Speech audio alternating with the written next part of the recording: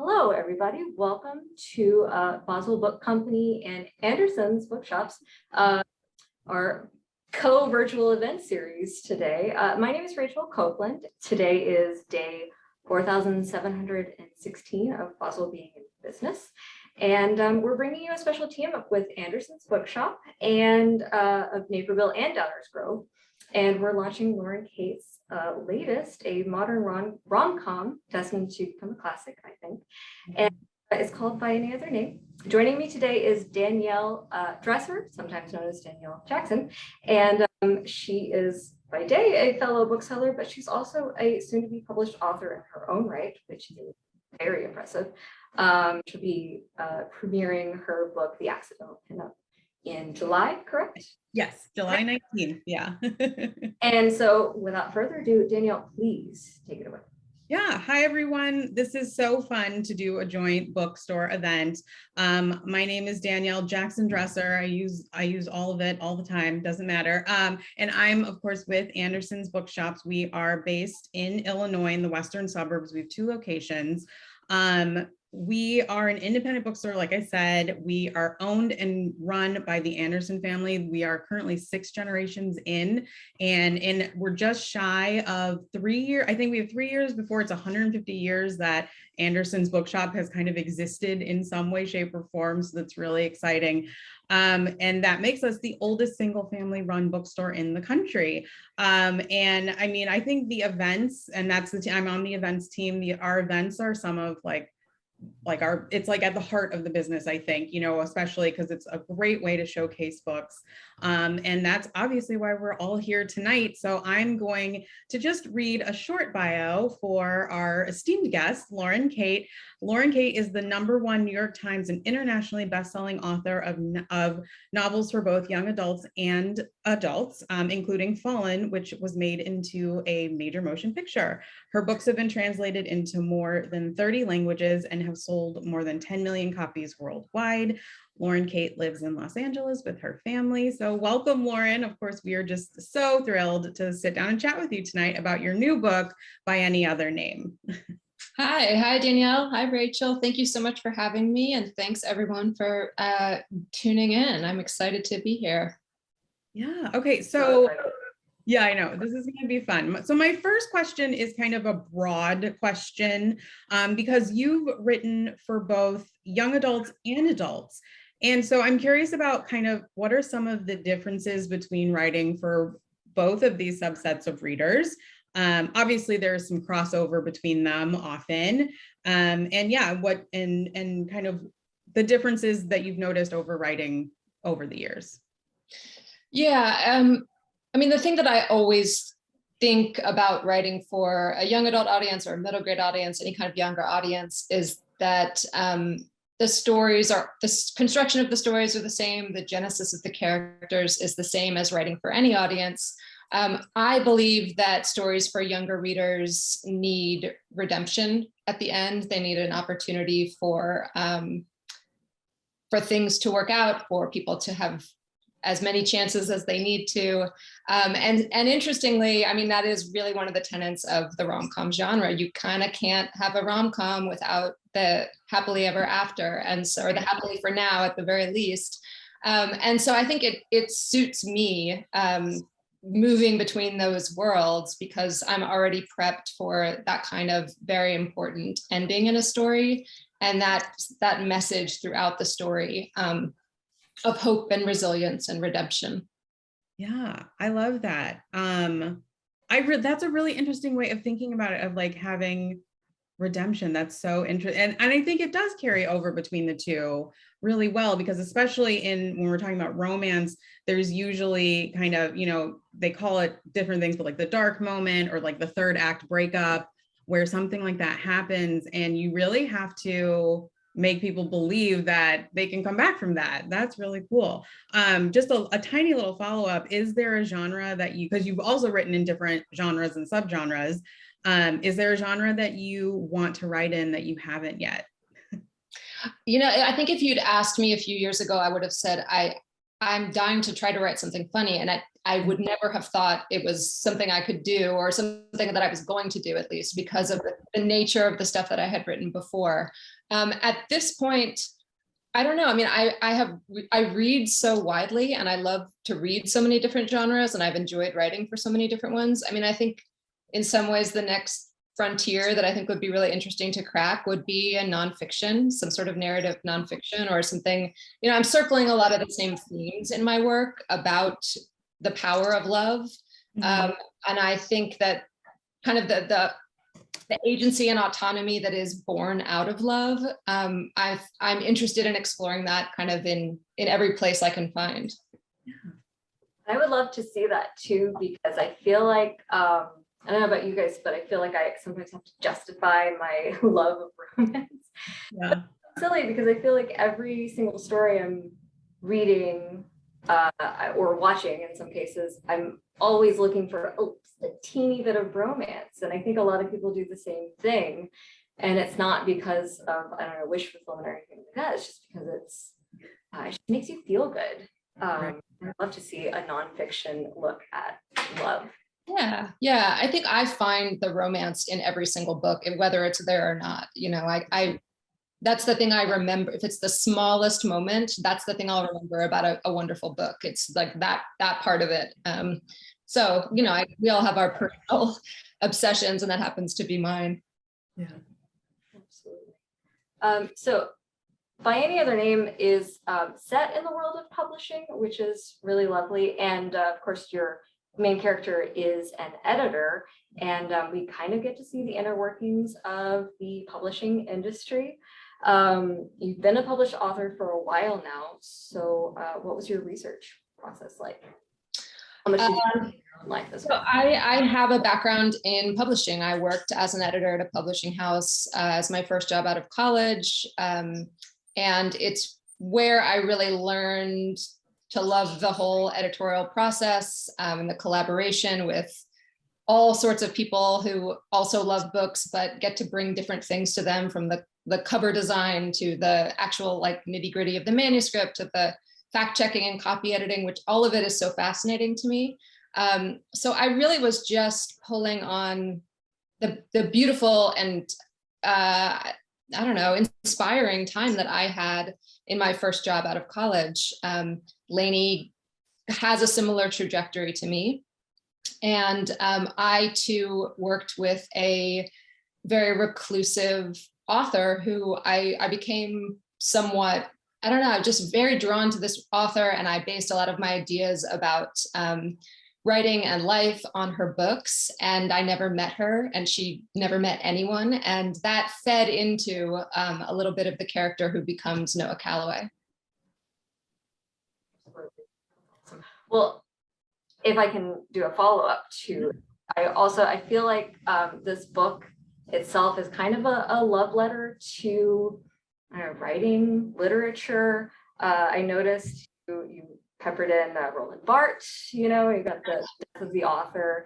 And I don't know, would you consider Lainey to be like your most personal character? Because it seems like she is in some ways a representation of you, at least from an outside point of view.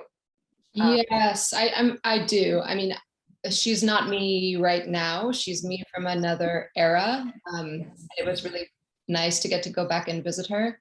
I'm surprised how many people in my interviews so far have referenced that Roland Barthes. It's odd. It's like, I love that. But yes, she is dear to me. She is close to me. Her preoccupations are many of the same preoccupations that I have. And she believes in the same kinds of the power of stories with the same, ferocity that I do. Awesome. That's really cool. I love when, I think a lot of authors do this when, just like there are bits and pieces of you and in most characters, but it's really special when it is like some of your like deep, passionate things, you know, like, and you add them in there and it's like, here you go, world, see how I am. But a little switching gears a tiny bit, one of my favorite story techniques is the story within the story. And of course, there is a story being written in this book or trying to be written in this book. Lainey is impatiently waiting on the manuscript for her publishing house's biggest author, and it, like, her career is kind of writing on this to go well, so it has to be really good. So how much of the story that is being written in the book did you actually kind of like plan out to make sure it made sense with everything going on in the plot? Okay, well, I live in Los Angeles, and right near my house, there's this road that we drive on, you know, to get most places that overlooks a cliff and the valley, and it's a really beautiful vista. And every once in a while, I would say 2 to 3 times, I've been driving with my family, and we see this couple set up an incredibly elegant. They're probably 75. They set up this beautiful picnic with like a nice folding picnic table. They have chairs, they bring candles and a tablecloth, and it is an elegant affair. And they dine looking over the cliff as the sun sets. Mm-hmm. And every time, the few times that we have seen them, my husband and I have this kind of banter, and I make up what I think they're about, and he makes up what he thinks they're about. And I always have imagined for a few years that there's a story in that. I hadn't gotten anywhere with it really, but it was something I always wanted to explore just a little bit. And it became the thing that the book within the book is based on in the story. It's this picnicking couple that both the main characters have seen separately for years. I had no idea how their story was going to end. And in fact, the writer of the book within the book has no idea how the story is going to end. And that's one of the conundrums of the story. And it reflects the relationship between the 2 main characters in the story. And I remember writing that scene and just wondering if it was going to all hang together. And then feeling very excited by the discoveries that I made. You know, I plan my books out quite carefully and like methodically. I have an outline and every chapter is sort of figured out. There's always a lot of space right around the climax because I know that that's where I need to make a lot of discoveries as I'm writing. And that was one of them. Yeah, that's really cool. And that's great because it leaves room for, you know, things to surprise you, which I find. Yeah. Speaking of, I know that you have said in a couple of interviews that you use incidents from your real life or people from your real life in certain ways. And I was just really curious because I think Lainey's best friends, Rufus and Meg, are probably my favorite part of this book, just from a comedy standpoint, because those 2 are just a riot. And I feel like there must be something that you base them on, maybe not entirely, you know, full people, but I mean, some of the things are so specific. I'm like, you got to know somebody. Yeah, certainly. Yeah, I mean, both of so Lainey's has this sort of 3-person gaggle. She's got a friend named Meg, a friend named Rufus, and she has a grandmother who fits in with the group. And my grandmother is the inspiration for the grandma. She's a total badass. And the 2 friends, yes, they're rooted in real people, real friends of mine. I find writing the auxiliary characters, it's always been a way for me to just breathe in a story, because there's so much pressure around the main character, right? She's carrying so much on her shoulders. She's got to hang the plot together. She's got to transform. There's just a whole lot of narrative work that she's got to do. I love to bring in a comedy cast of other characters who can just show up and be cool. Just be people you wish you could hang out with. And so that's what I always am writing towards with the friends. It really reflects on the main character too, in a great way. Like, she knows these people, so she must be really cool. Exactly. Yeah, I love when side characters, and especially friend characters, both are there to like lift up the main character, but then also put them down a little, like when they need to be. And I think Megan, Rufus, and the grandmother also, they all kind of do that in their own way and really make Lainey like take a step back and think about what's going on and how she needs to move forward. Yeah, very specific kicks in the pants. Yeah. So before I ask my next question, I do want to remind everyone that you can submit questions for Lauren. We are monitoring both the chat and the Q&A. So whatever makes people feel more comfortable, that is totally fine. I've got both pulled up. That's why I keep like looking over here because I've got it on my other screen. So yeah, so we do have a couple. We have one, I think it's two-part question. I'm going to save one of them for a little bit later on. But the first one is, was there anything you originally had in the book but took out? Which I think is a really interesting question. So much. I mean, my books from first draft to published version are night and day, like 180 degrees. Okay, originally I wanted this book to be about a breakup more than a get together. Mm-hmm. And I had a real breakup that happened to me when I was in my 20s. I had a boyfriend who lived overseas, and we both had very limited funds and like short vacation schedules. We drained our bank accounts to go meet each other kind of halfway. He was in the Middle East, in Italy. And everyone I knew was telling me, oh, you're going to come home engaged. He's so perfect. Everything is amazing. I got off the plane and the dude dumped me like in the airport. I wasn't even at baggage claim. And I was so young and so poor that I didn't even have the wherewithal to get out of the situation. And I spent that week, we were supposed to ride a motorcycle down the Amalfi Coast, and I did it. I hung on to the back of this betrayer all around those hairpin turns. And that was the thing I always wanted to write about.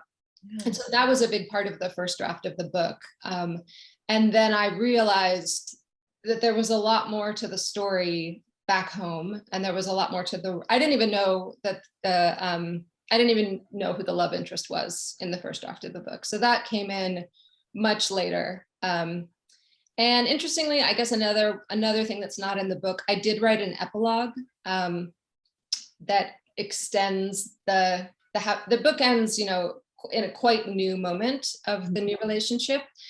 And I wrote an epilogue that kind of looked ahead quite a bit. That I've gotten so many requests for that I feel like I may release it separately as a little online piece. But yeah, I loved forecasting the future for this couple, but I pulled it at the end to just let them have their perfect moment. I think it is perfect because I felt like I was watching a Meg Ryan movie in the best way. Mm-hmm. Because I know that's how those books end. And I'm really glad to hear that the book was originally the breakup, because I felt like that was so developed in a very personal way. And I was like, this has got to be like, it's got to be developed in more romance novels like this, because often the other person has given short shrift. They're just another stepping point on the way to story. But it's part of Lainey's story, and I think that. Mm-hmm. What really sets it apart is that she's so well developed in that regard. Thank you. Yeah, I mean, it was interesting to play with the idea that the boyfriend she's got to break up with is not that bad. Like, he's a pretty good guy. They just want very different things. And that I have to say that took me many drafts to kind of get the proportions of him right. When I had too much of him in there, my editor was like, I just like him too much. I want him, gotta get rid of him sooner. Yeah, he's perfectly likable. It's just, some things just don't work out. Yeah. Quite true. Yeah. Rachel, do you want me to ask another question? I was about to say, we didn't. I know, I snuck in an audience question, so. No, it's fine. Yeah. I was like, what do I want to? I mean, really, I want to ask about Alice the Tortoise. Because I sent this to Danielle. I just read the latest Deanna Raybourn books, and which is a really good like slow burn romance, just saying. But she also has a pet tortoise in those books, and really? Like, what are the odds? Was there an inspiration for that specifically? One of my closest friends when I lived in New York had a tortoise, and it had the same personality, such as it is, as Alice. And it was like 100 years old or something near that. And I don't know, it just was always at large in her apartment. It was such a character. I mean, she would have these parties and it would just be like up on the turntable and then, on the bar. It was just always around. And that was just a piece of my New York experience that felt like if I'm going to write the New York publishing book, I cannot leave the tortoise out. Oh, absolutely. I love it. Yeah, that's fun. So we started talking about this a little bit, but By Any Other Name is told entirely from Lainey's point of view, which I think really adds to her, specifically her character development. I mean, she is really the driving force of the novel. Readers see everything, including her love interest, only with her opinions. What do you think keeping things one-sided in a way adds to how your plot develops? I've written, I want to say 2, possibly 3 split narrator books. And they are great fun and extremely complicated in terms of like the plot line and the through line that things have to follow. And I really just want this book, in some ways, there was an ease to it that I wanted to honor. Like the voice came naturally, the story unfolded clearly, and I believed in Lainey's side of things enough that I don't know, I wanted to preserve her version of things. I also think that Noah, being a writer, gets a lot of time on the page in his writing voice, and that's a kind of stand-in for the things that matter to him, and maybe he's even better at articulating them fictionally than he is if he were to narrate the story himself. Yeah. So yeah, I don't know, that's just the way it felt most natural, and that's the way it ended up being. Cool. Yeah. Well, I also going back to what you were talking about previously with living in New York, just New York as a character in the book, which I love so much. I did spend a lovely amount of time Googling these, because I have no experience in New York, but it was amazing. So can you talk a little bit about integrating those locations into? Yeah. I don't know, New York it's a special place for so many people. It was a very special place for me. It's where I found my everything, voice and footing and kind of dreams. And I don't know, there are so many remarkable sites that I have fond memories of being in, that I love the idea of a writer who publishes stories all about New York and then just gets sick of the city, or thinks he's sick of the city, to the point where his editor has to think up, like, what are the things, there's so many hidden mysteries in the city. It's not just the Chrysler Building and the Empire State Building and the Statue of Liberty. Like, if we went into all the little underground places that I love or that other people love, there's got to be so many more interesting stories to find there. And so that felt, I don't know, like a cool way to get both Noah inspired, to get me inspired. I love stories where the setting feels not just like a character, but like a really good friend who's there to help you out. And I think that when the characters needed New York was there for them. Absolutely. I would probably, if I ever visited New York, I'd probably go to the places you mentioned, because you would have to start at the Gapstone Bridge. It's so dazzling. Yeah. Yeah, I love New York, and I love when it really comes to life, and it felt like lived, New York felt lived in your book. I really like that too. So there's always a discussion, I think, and what I like about our conversation so far is like how much you've told, like how many personal things you've kind of put in this novel. I think that's really amazing. But there's always kind of a discussion about separating the art from the artist. And I think that is a kind of a theme in this book as well. For sure. And so I just want to talk about it a bit without, we don't need to necessarily spoil everything.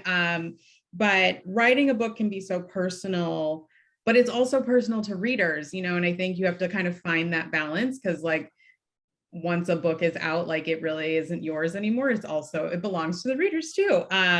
So it's something that can come up from time to time. I know we talk, there are controversial things that happen, especially as well. So I was just wondering if you could speak on this topic for a little bit.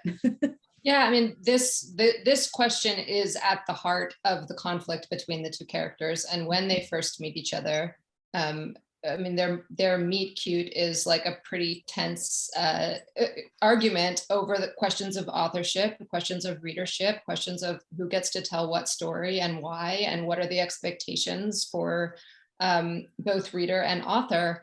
And, I think that in different ways and in different moments, I can come down on either side of that story. And so that's how I had each character argue their points. I mean, ultimately, I of course believe a lot in the release of a story once the writer's finished with it. It belongs to everyone but that writer. And there's a strange beauty to that as an author, I think, because I don't know, it doesn't, people talk about stories and novels as babies, but it's not the same. I mean, when your children go off to college, I don't know, I can't imagine that, but I think that there's a beautiful surrender to me when I'm ready to turn a book out into the world, when it's not mine anymore. And I have seen from the readers I've been able to connect with over the years how they see themselves in characters that, I can take one look at them and think like, I don't see that for you, but I love that you see that for yourself. And I love to surrender it. I love to have it get a new life and a totally unexpected life from my perspective, in the hands of someone who lives on the other side of the world or who's completely different from me. And so to circle it all the way back and land the plane, I think that like, yes, there's a lot of me in Lainey. Yes, there's a lot of Lainey in me, and all of the things that happen in the story are rooted in some autobiographical moments. But it's really important to me always to leave a great deal of space in my books for people to bring themselves in whatever way they want to show up into the story and live there, should they like to. Yeah. That makes sense, because I feel like in some ways Lainey is a very aspirational character. Like I felt like so she was relatable, but at the same time it's like I don't think I would be as open to change my mind as quickly as I mean, not necessarily quickly, but I mean, she really is able to self-assess in a way. Oh, I want to be like that. Yeah, So, yeah. Yes, me too. Like she's better than I certainly was when I was that age, and I think like part of writing out of, I would say like the trauma of being dumped at the airport, I needed to write the heroine that I wish I had been. I needed to write the woman that was not quite the way I was, but the way I would have loved to be if I had known how. So I think it's a great thing about romance novels, because I think I'm always reading them hoping to see people, like you said, redemption, get better or be better than they were before. So that's a great way to circle back to that. yeah, yes. Cool. Okay, so we have a few more audience questions that I think will fit in, because I think our wrap-up question, I think is also one of the audience questions. This is a good question. But so someone asks about the title By Any Other Name, because it clearly is kind of a reference to Romeo and Juliet. And this person also asked, do they act out the balcony scene from Romeo and Juliet? But I would love to know more about kind of the title process, because that is, I mean, it really is a spectacular title. It really fits the storyline well. Thank you. Titles are always a challenge for me. I had a really bad placeholder title that when I sign up a book with my editor, she's always just like we both are going to agree that yes, we'll do the book, but no, this title is not going to be the one. So I know that. I mean, my group of people does a massive brainstorming session with titles. And this one I remember came from my husband, who is a Shakespeare scholar. And he wakes up earlier than I do. And so he's always ready to talk at like 6:09. And I like had my eyes barely open and he said, "By any other name." And I knew that it was perfect, and I'm so glad that it ended up being the title. Yeah, I mean, I was, especially towards the end of the book, I was thinking so much about the significance of pseudonyms and the, I don't know, just the space that lives behind the pseudonym, and then the space that lives in front of the pseudonym for the readership.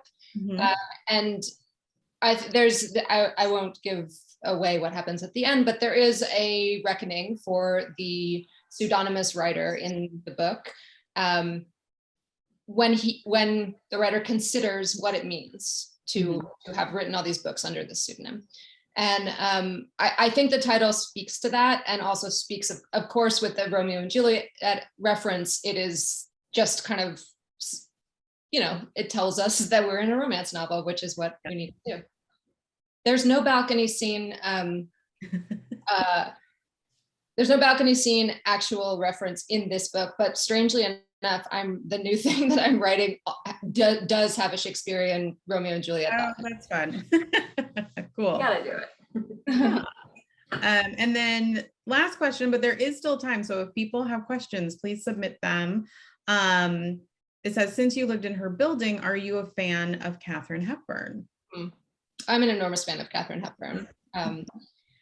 Bringing Up Baby is my favorite. But yeah, I did live right across the street from her. And yeah, honestly, I didn't grow up ever watching Katherine Hepburn movies. Like my family was not like turning on TCM on the weekends. So I hadn't really seen her until even I was out of college. And I would sit in my tiny apartment with my two friends that I shared the tiny apartment with, and I would listen to that speech go by on the tour bus every day. This tour bus would drive by 6 times a day. They would spout this speech about how Katherine Hepburn lived across the street. And I know that that's when I started to just go down the rabbit hole for her movies. And yeah, I mean, I think her elegance and strength is certainly, I don't know, I would say it's in the atmosphere of this book. Yeah, that's really cool. I mean, that's really funny that you can you could hear the tour buses going by. I love that. So this was a question of mine, and one of the earlier questions, and then oh wait, one just came in, just popped up. It's very exciting. Will there be another companion novel to By Any Other Name, or will it be a standalone? I always love to leave space open. I think that's in part why I ended up taking the epilogue out, because there is a whole lot of space right now for more adventures between these two. And I think that their romance is so, it's so funny and so fraught, and it moves around to so many different emotions that I would love to see what happens the deeper in they got. Yeah, for now, I'm working on a different rom-com in a different world with different characters, but I always say never. Awesome. Yeah. Okay. No, go ahead. No, because mine's just I was moving on, so you go. Oh, okay. Well, I was just gonna, you reminded me of a conversation I had recently with Daniel about romance novels, and there's sort of of course, there's the standalones. There's also the sort of dynastic family. I love those. Yeah. And Mary, I don't know how to pronounce her last name, but Mary Belloch or something like that. She has a wonderful series that's a family. And then there's also the romance novels that sort of continue the story, like a Bridget Jones' Diary sort of thing. And I think it's interesting because I tend to read the dynastic sort of have side characters that end up being the main characters. Right. I don't read a lot of the ones that continue the stories. I really feel like I would read the continued story of this because, there's still more story to tell, which is amazing. I know what you mean, though. The getting together phase and the arc that it suggests is so right. To me, it's more interesting than a little bit of what follows. And, you know, like I love Talia Hibbert's trilogy about all three of the sisters. So I think when you fall in love with a world and a voice, the room to move laterally is like, there's a lot of great possibilities there, maybe rather than moving forward in time. Yeah, I remember, and I'm like really bummed right now that I cannot remember the author who said this. I mean, I know it was at a writers conference, and I know it was, so it was probably, and I'm thinking it was like RWA many years ago. So it was probably like, I think it was Susan Elizabeth Phillips, but I'm not sure. Do not quote me on this. But it was like someone of that caliber. But she said, or this person said, that romance novels really are about the courtship. It's not about the relationship. Like that's the epilogue, or what we get as the reader, what you get to imagine, you know, like, because obviously all of these couples who we all have read many books about, they're all still alive and they're all still happily together. And so even me writing myself, but also even when I read books, I really think about that. I was like, this is like what it takes them to get to, okay, now we're boyfriend and girlfriend or whatever, you know, and that's what we're doing. So yeah, I think that your answer reminded me of that. That's really cool. We have a couple more questions. And so thank you everyone for submitting these, because these are really fun. And someone is asking, what gave you the inspiration to write this book? Like a very nice basic question. I love this. So that's the right question you got to get asked. Well, it did start with my original breakup. I wanted to explore this woman who was kind of had the rug pulled out from underneath her with her breakup, and how she might get back on her feet after that. Mm-hmm. And as I looked kind of away from the breakup and into what else was happening in her life, I found this kind of professional crisis to echo her personal crisis. And that's when I knew I had a novel. A lot of times I have like an idea, a conflict or a setup that I'm interested in, but there's always like a second missing piece that I have to sit with, you know, sometimes for years in this case, before I know, okay, now I have a story. So then I had these two pieces of personal life falling apart, professional life falling apart, and then like what beautiful thing can arise out of that. And yeah, I mean, it really was, as I mentioned, like I look back on myself in that era and really wish I had done things differently. And I wanted to give myself another chance to do it better, to do it more with more humor and more heroism. And so that's where this book came from. Awesome. Okay, and then this question is a little juicy, but we'll see. If you can talk about it, will Torment be turned into a film as well as the other Fallen books? I'm always glad for a Fallen question. Yeah, so the Fallen movie came out, I want to say 5 years ago. And since then, we have been moving in the direction of a TV series. So that's kind of the closest place I can tell you where we're at the moment. But yeah, I mean, ideally, Torment would be brought into that fold, and Passion and Rapture and onwards. Yeah, fingers crossed. So I think a really fun kind of wrap up question, and I think Rachel and we can kind of answer this one as well, but it's, what is something that you have recently read that you highly recommend, and maybe even what you're looking forward to that perhaps isn't out yet? And yeah, I was thinking we could all kind of discuss that a little bit, because I know there are some good books coming out soon. Yeah, my favorite rom-com that I recently read was Ali Hazelwood's The Love Hypothesis. I was so just delighted and surprised by it. And, you know, it reached into areas that with all of the STEM information like that I don't often see in rom-coms. So I thought it was really cool. Yeah.